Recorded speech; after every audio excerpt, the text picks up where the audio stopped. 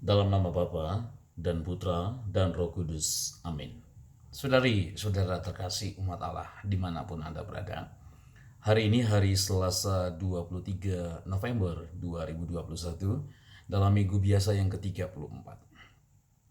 Lukas 21 ayat 5 sampai 11. Berkisah tentang atau berbicara tentang nubuat Yesus tentang penghakiman, tentang zaman yang akan datang.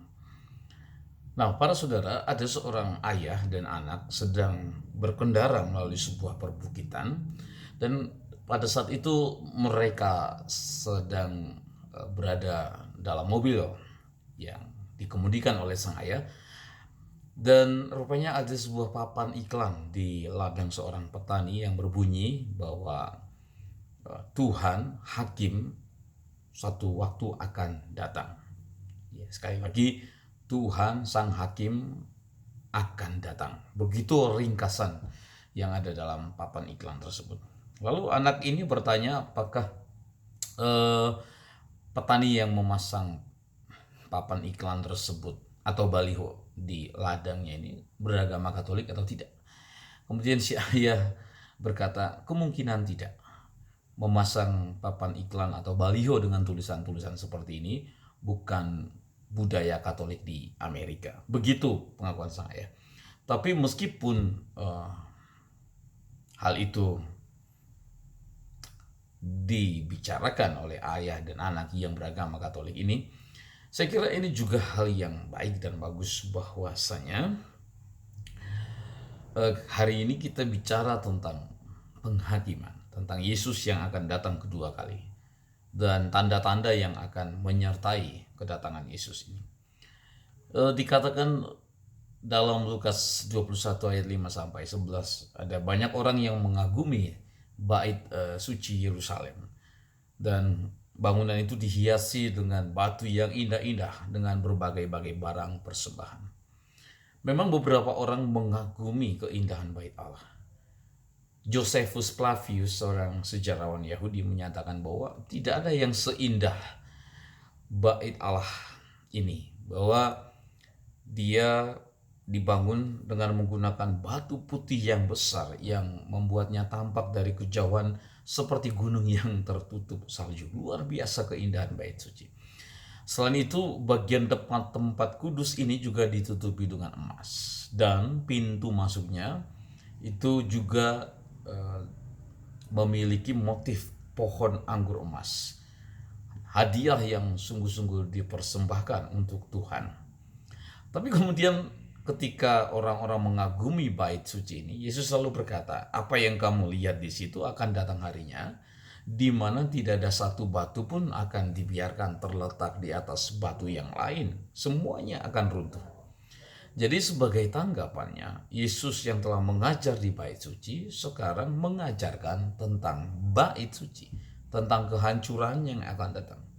Demikian pula ya, dalam perjanjian lama Yeremia telah menubuatkan kejatuhan bait suci yang pertama, yang telah Yesus nubuatkan sendiri dengan menyebut bait suci sebagai sarang penyamun. Nah, para saudara-saudara yang terkasih, memang pada akhirnya tahun 70 Masehi akan dikepunglah Yerusalem, dan pada saat itu Yerusalem akan mengalami kehancuran, dan tidak ada satupun yang tersisa, ataupun yang tersisa pun dari bait suci kemudian akan dihancurkan.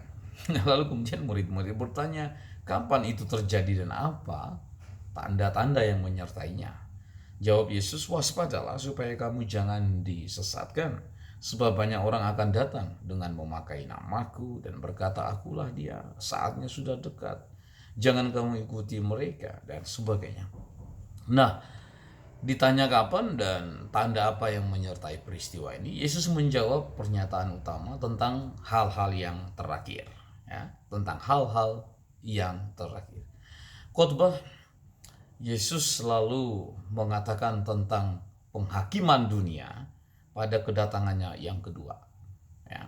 Jadi peristiwa-peristiwa atau tanda-tanda yang menyertainya telah Yesus katakan ada penganiayaan, dan juga akan ada penyesatan, dan ada orang yang mengaku dirinya sebagai seorang Mesias dan lain sebagainya. Jadi Yesus selalu berkata kepada mereka supaya kita waspada, supaya kita jangan lengah dengan hal ini, ya.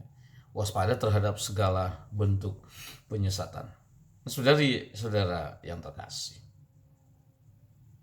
Injil hari ini bicara tentang hal-hal yang terakhir.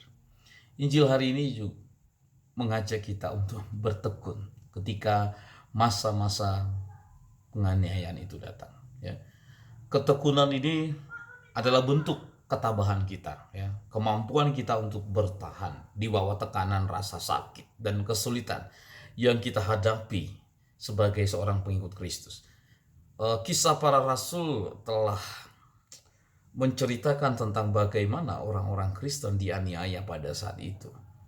Bagaimana kekristenan pada saat itu mengalami persekusi di mana-mana. Banyak orang Kristen yang mati sebagai martir. Resiko kemuritan, resiko mengikuti Yesus, resiko yang kita alami sama seperti guru yang kita ikuti, Sang Mesias, yaitu Tuhan sendiri.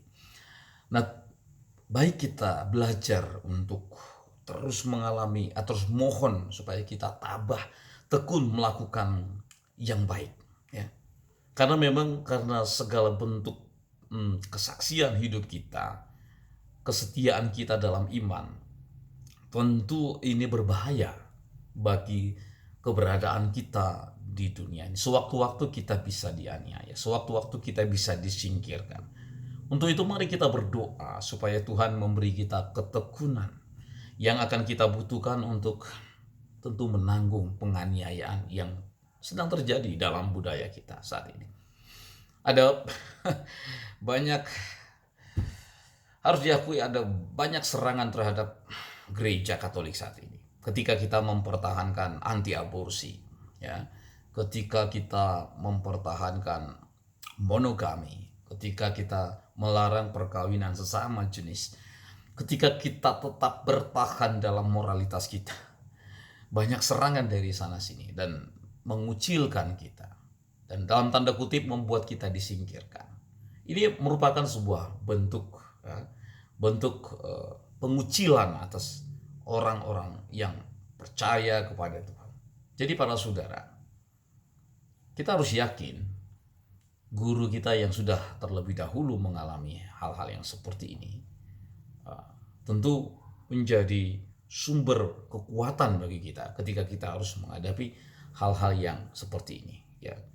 Kadang-kadang hari terakhir kedatangan Tuhan itu memang ditandai oleh banyaknya kesesatan-kesesatan yang muncul. Dewasa ini juga bentuk-bentuk kesesatan yang disebarkan oleh si jahat itu sendiri semakin halus, ya, bisa membuat kita terkecoh atau membuat kita menjadi diam terhadap bentuk kesaksian iman kita. Jangan diam, tetap tekun, tetap bertahan di dalam penganiayaan. Pada saat itu Tuhan selalu menyertai kita. Amin. Dalam nama Bapa dan Putra dan Roh Kudus.